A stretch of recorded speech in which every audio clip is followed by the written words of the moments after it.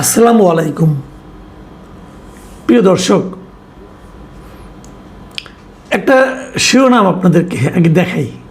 এটা প্রথম আলো থেকে নিয়েছি।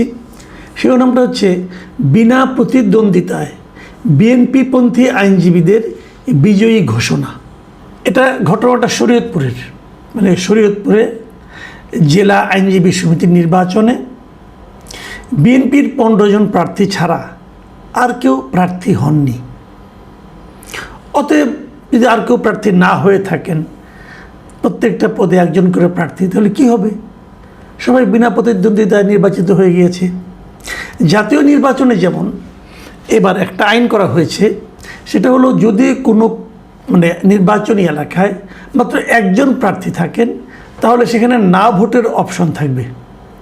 তো এটা তো জাতীয় নির্বাচনের ঘটনা, তাই না? আর এটা তো জাতীয় নির্বাচন নয়, এটা একটা আইনজীবী সমিতির নির্বাচন।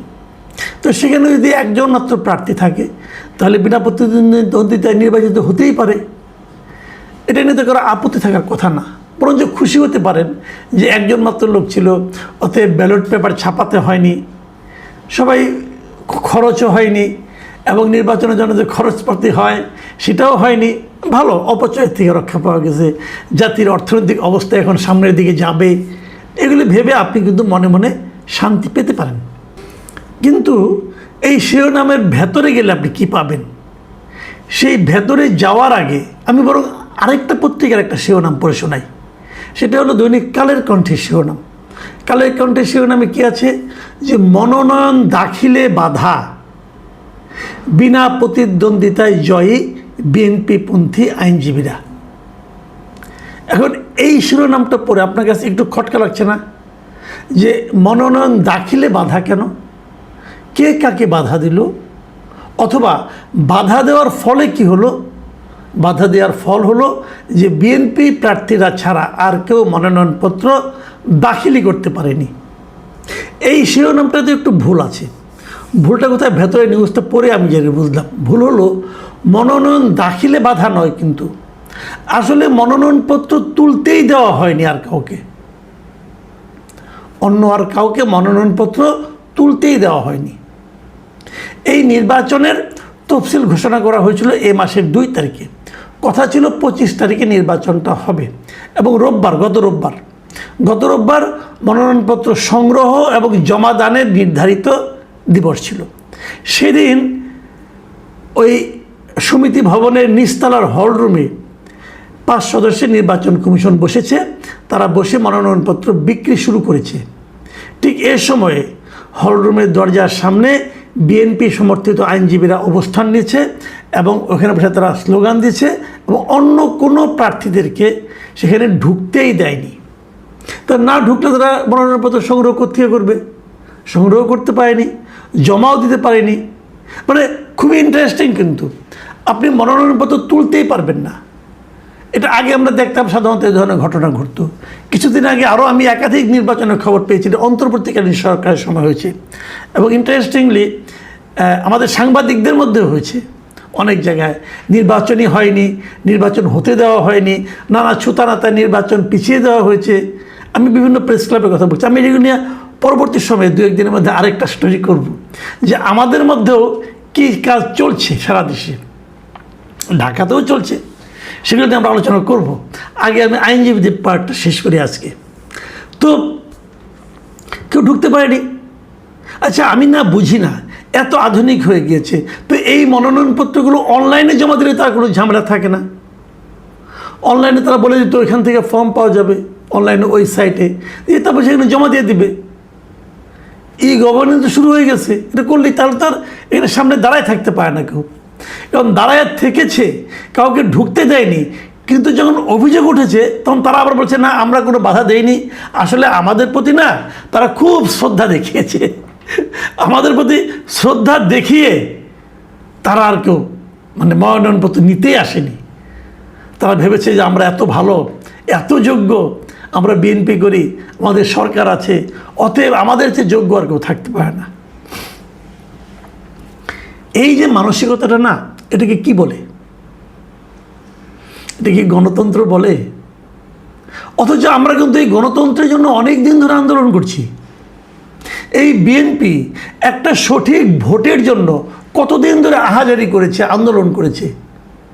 আর সেই বিএনপি যখন ক্ষমতায় এলো, আসার পর ওনার ক্ষমতার দাপট দেখিয়ে ওনার দলের সমর্থক হিসেবে পরিচিত বিভিন্ন ব্যক্তি, বিভিন্ন পেশাজীবী সংগঠন, তারা অন্য কাউকে নির্বাচনই করতে দিচ্ছে না, নির্বাচনে আসতেই দিচ্ছে না, এবং তারা নিজেরা বিনা প্রতিদ্বন্দ্বিতায় নির্বাচিত হয়ে যাচ্ছে।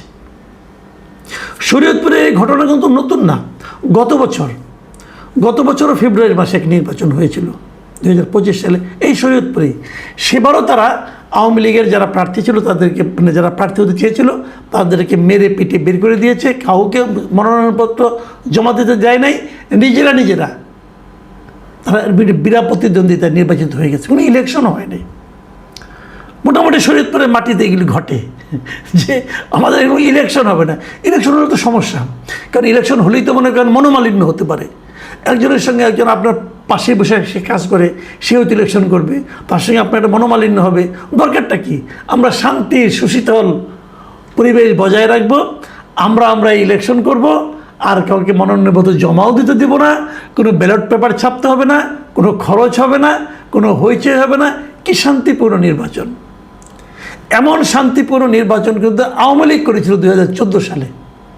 সেটা নিয়ে কিন্তু আমরা অনেক আন্দোলন করেছি, অনেক ছি করেছি। তো আমরা কি শরীয়তপুরের এই আইনজীবীদের ব্যাপারে একটু ছি করতে পারবো? মনে হয় পারবো না, তাহলে অন্যায় হয়ে যেতে পারে।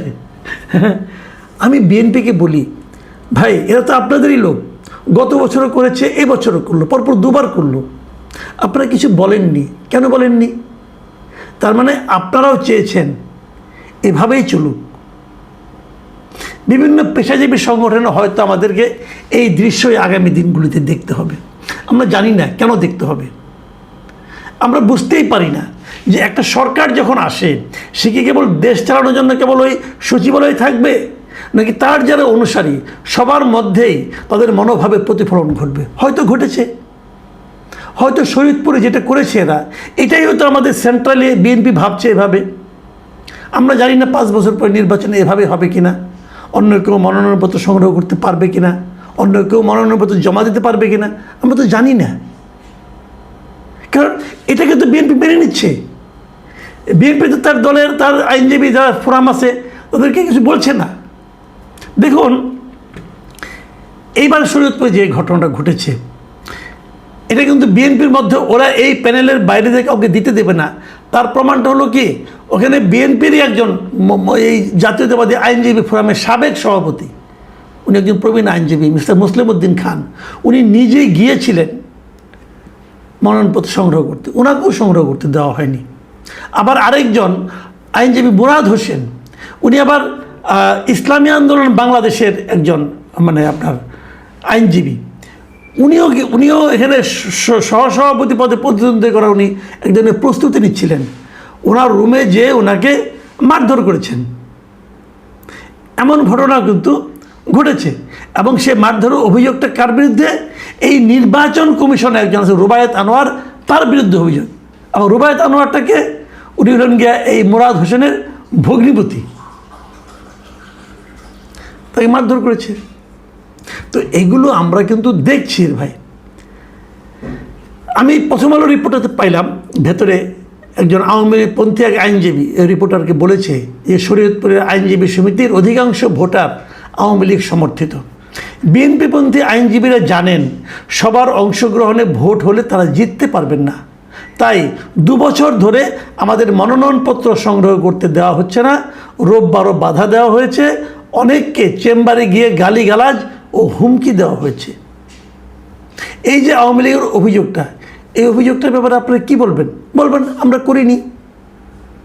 তো আপনি করেননি, কেউ নির্বাচন আপনাদের প্রতিদ্বন্দ্বিতা করলো না, তো সেটাকে আপনারা কী বলবেন? সেটাকে এই যে লোকটা জিতেছে এখানে এই সাধারণ সম্পাদক পদে, মিস্টার মৃধা নজরুল ইসলাম, উনি কি বলেছেন শুনেন, আগে হাসেন, আগে শুনেন।